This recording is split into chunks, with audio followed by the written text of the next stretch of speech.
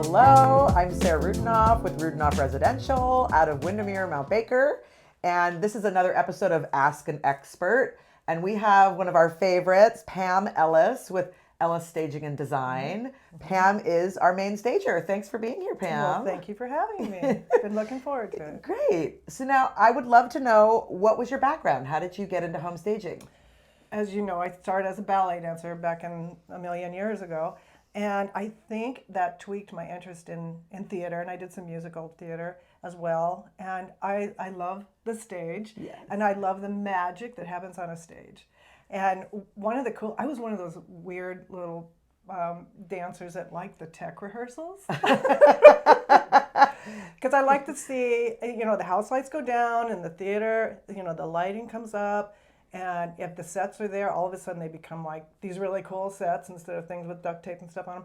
And then if the music comes on, it's like no performers even stepped on the stage, but it's like, wow, well, that's just magic. I love it. Isn't Our, that our cool? business is filled with theater people, including Yeah, you. that's right. and so staging is like that. Right. And so I became a mural painter later. And because I used to go backstage and just get really close to the sets. Like Nutcracker, let's say, for example, be like a giant Christmas ball, and I'd be like, wow, this is so cool. So anyway, that also helped me as, in a stager, all of that, because I was an artist. So you have color, you understand composition, all that. And then I was hired to do like mural painters, we're all starving artists, so... Do you paint regular paint too? Yeah, sure, why not? So anyway, I was hired to go in and paint this person's house. They were trying to sell it and it wouldn't sell. Never heard of staging. I walk in and there's a stager, like the house is all staged. And I'm like, what are you doing? And she's like, oh, I'm staging. I'm like, I have never heard of anything like this. I mean, I drove her crazy. I'm just following around. Wow, that's a genius. 2 books on a side table. What I thought. I mean, I was just so intrigued with it. But anyway, the house was painted horrible colors, and the sellers had tried to do their own faux painting, and it was like really bad. So I had to fix all that up, which told me staging alone wasn't enough. It needs fresh paint, it needs so there's a lot of little things I did there. But that's how I heard of staging, and then after that, I'm like, I could do a lot in this field because of what I already know. Yeah. So anyway, that's how I got into it. What are some of the things that people are sort of doing it themselves and don't have the expertise of staging versus furnishing a home? Kind of things that you do specifically for home sales and photographs. I think number one, well, I don't know, there's a couple of number ones that are in competition right now. I think one of the things is furniture arrangement, for one thing. People place their furniture how they live. And so when you walk into a house, I don't like to walk into the back of a couch. That doesn't do anything for the room. You might want to watch TV like that, but we're not talking about how you live in a house. No. We're talking about how it is perceived on that first impression, or how it's going to be perceived in a photograph. So that's completely different. So that one really bugs me. The other thing is you really have to take into consideration who your most likely buyer is. So if it's going to be a house that some young techie people are going to move into, and it's grandma and grandpa are moving out, and it's still got the curtains and the floral. We've seen some valances sofas in our day. the china cabinets, always a china cabinet. So that's not going to appeal to a young techie couple. And they, people say, well, don't people have imagination? They actually don't. They don't have imagination. And you just get hung up on that feel. So when you walk into a house, you're having an experience. What's that experience going to be? Is it going to be like, it smells like an animal in here, or it smells like cigarettes, or the paint looks really tired, or my goodness, my grandma had curtains like that. You're experiencing all of that stuff, and you're creating an imprint. So when that person leaves, that's what's in their head. You don't want that. I think one of the things, because we've done some partial stagings with our clients who have wanted, some of their furniture and things. Right. And one of the things I think is, well, that's a perfectly good bed, but it is a little too big for the space. Right. And it's one of those things where all of a sudden, even just having too big a bed makes it feel like, well, we liked the house, but it just didn't have enough room in the Right. bedrooms. The because rooms they were had, really tiny. right, because you had a king bed in a Right. 1940s bedroom. Right. Right. Exactly. We don't stage with kings much. Not much. I mean, we Every do once in a while. occasionally a gigantic room, but Yeah. not often. Yeah, and oftentimes also there are some stats. We were sharing some stat info. I think it's something like on the national average, right. staged homes are selling for about $40,000 more than an unstaged home. Right. And I'm sure in Seattle with our prices that you can take that Right. to where, and, I you know, agree. and in the market we just were in, we really found that stage houses had more buyers, so more competition, so those prices usually went higher because Right. of course most houses sold in the first week in the market sure we just did. were.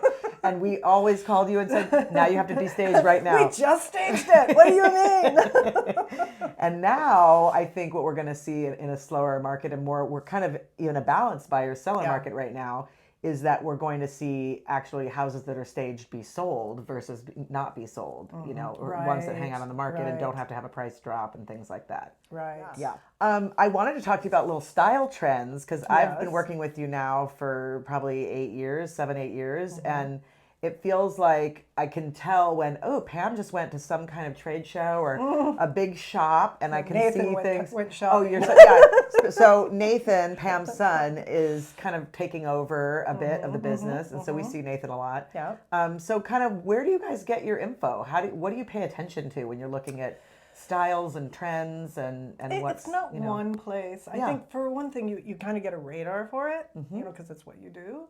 But we do go to a market every year, a big furniture market in Vegas, and they have them in other places too. Oh, but wow. We go to the Vegas one because it's closer. And then, you know, there's certain magazines and websites that we know they have a look that's always on trend. And so we go there and we just kind of peruse and you just kind of hone in on it.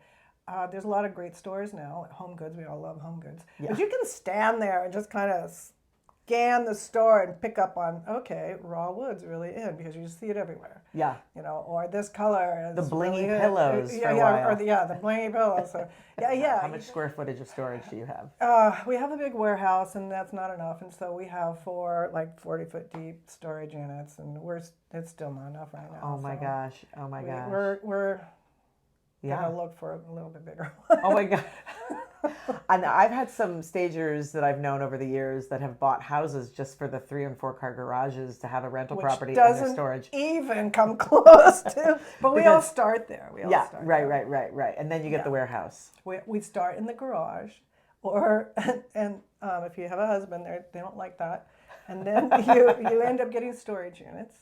Yeah. Right, and then you get several, and then you're like, you know, maybe I should get a warehouse, and so then you try to find a warehouse, and then they get bigger ones, and then you get bigger ones, and they're not cheap. No. I think you guys are out in Kent, right? Yeah. What would you say the hardest part of your job is? Deadlines. Yeah, and people don't really get that. So forget the image that you get from HGTV, where they show the stager, and they always do this. They'll show the stager doing the pillows, or centerpiece. Yeah. And there's this little twinkly music, and it's like, wow, that looks so fun.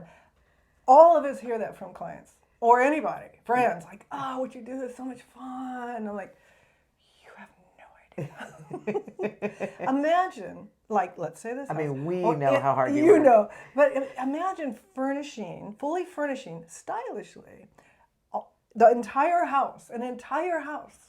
And that's family rooms, living rooms, maybe bonus rooms, maybe theater rooms, maybe 5 bedrooms, and outdoors.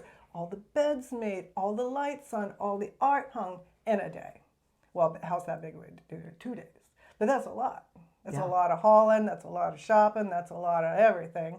And so we have to be done because there's a photo shoot in the morning. There's no choice. We might be there till 1 in the morning. We have to be done. Oh, I've called your and son. Yes, I know. And say, can we have a chair in the corner of this bedroom? Yes, we know. I think I'm probably nicknamed Sarah chair in the corner of a bedroom. We just started putting chairs in all our bedrooms always because of you. You're welcome, all realtors everywhere. I don't care how small the room is, put a chair in there. Oh my God. And last, I'd love to just know how my mom was a realtor, and I never worked with her as a business, but I know a lot of realtors sort of bring their kids in and have them. Yeah. So seen how that has one. it been having Nate kind of take over and train him? And It's just he's gotten so amazing. good and He's so cool good. and He and I have artistically always really been bonded since he was born. He just came out like an artist, Yeah. right? And Yeah, and he so has we've such an always, eye. yeah. I mean, you haven't even seen, we have seen his art, but you don't know you've seen his art because we use it in stagings a lot of times. Yeah. Oh, But yeah, and he and I are just on the same wavelength. Thank goodness we don't like have power trips or Yeah. anything with each other. So it's a joy. I feel like I have a duplicate person in a way, and then we love working together. But anyway, no, it's awesome, and he is a fantastic artist, and so this line of work, you have to be artistic. So that really helps. yeah, yeah. But we do a lot of stuff on the side. Like tomorrow, we'll be doing some artwork in our warehouse. Oh, and, cool. doing some Making art for creating. the. Oh, nice. Yeah, a lot of times we're making art for if it comes out good.